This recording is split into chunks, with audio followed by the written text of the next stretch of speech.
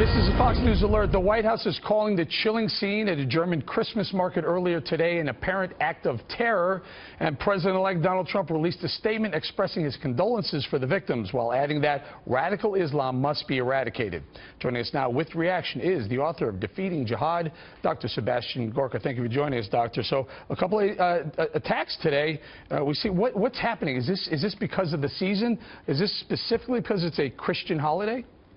Well, remember, Eric, that the San Bernardino attack also happened around the Christmas season. And in fact, Malik and Farouk killed 14 of their fellow colleagues at the Christmas party in the offices where they were employed. So Christmas is the ultimate infidel target, if you will. And if it does turn out, as very likely seems to be the case, that this was a jihadi attack, then we can expect more threats of this kind. So this is the reality of the world we live in. There is no front line like there was in World War I or World War II. Eric, the front line is when you leave your house in the morning or when you go to a Christmas market in downtown Berlin.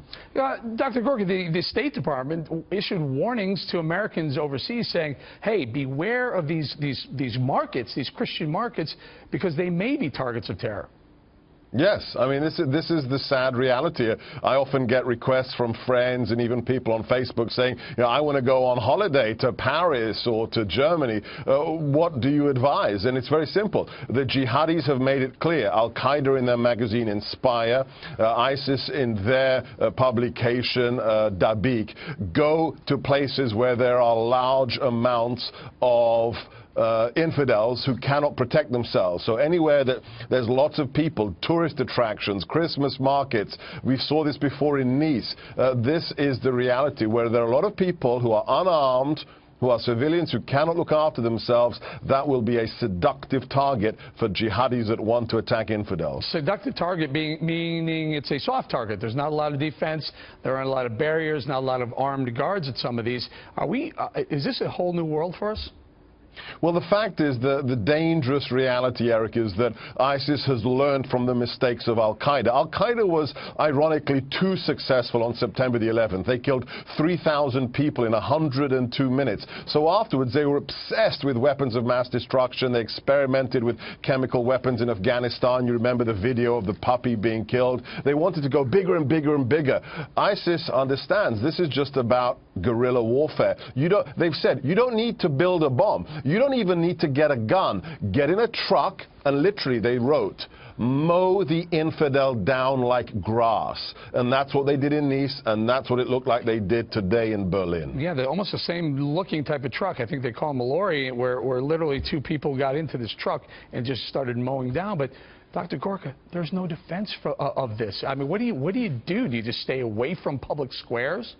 Well, the first thing you do, and this is what I write in my book, Defeating Jihad, is you have to be tactically aware. Every human being that walks the planet now, every U.S. citizen, you know, the way we walk around, look at downtown, you know, centers of any suburb, and people are walking around staring at their iPhone or their Android. Well, you know what? Then you are a target. You've got to be aware of your surroundings, because the important thing is jihadis surveil.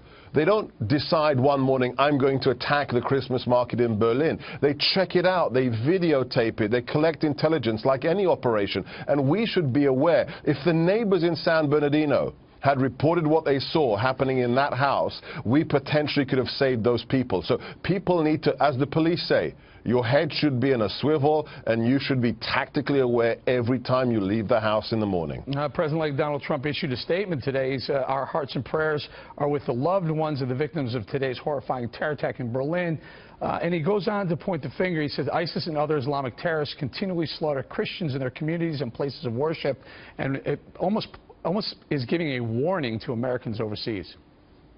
Absolutely. I mean, this is the big thing that's going to change on January the 20th. There'll be a new sheriff in town, and the first thing that I can predict, if you listen to his Youngstown speech, if you read the book by his National Security Advisor, Lieutenant General Flynn, the first thing that's going to happen after the inauguration, political correctness is out of the window. We're going to throw away this idea that you can't call a jihadi, and we're going to be honest. They are religiously motivated, and one of the things they want to do is eradicate Christians. They're trying their darndest in Iraq. Just look at Kharkov, look at other areas that have been expunged of Christian culture, and they're trying to come back now to burnt houses and destroy churches. That's the enemy, and we're finally going to take them seriously come January 21st. Dr. Gorka, the other horrific event that took place today was an assassination of a Russian diplomat in Turkey. 22-year-old gunman shoots and kills the Russian the ambassador in Turkey. Talk to us about the significance of that.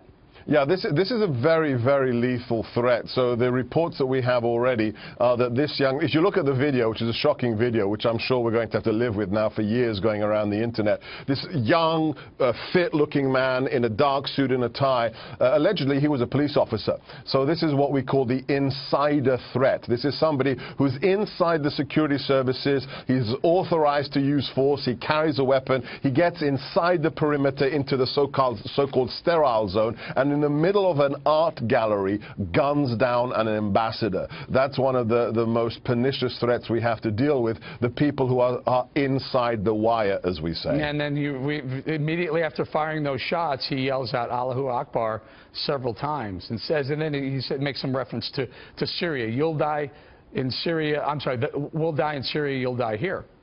Yes, absolutely. So this is connected to the ongoing, what I like to call, global jihadi movement. This is a young man who's decided to go against the regime itself, the allies, if you will, the people that are working in the theater, and send a very clear message. He's shouted, Allahu Akbar, God is greater, or Allah is greater, multiple times. And then the other thing that needs to be noted, he shot other people in the art gallery. So he killed the ambassador, but other people were wounded as well today. All right, Dr. Gorka, thank you very much. It is a very, very dangerous world. Thank you very much.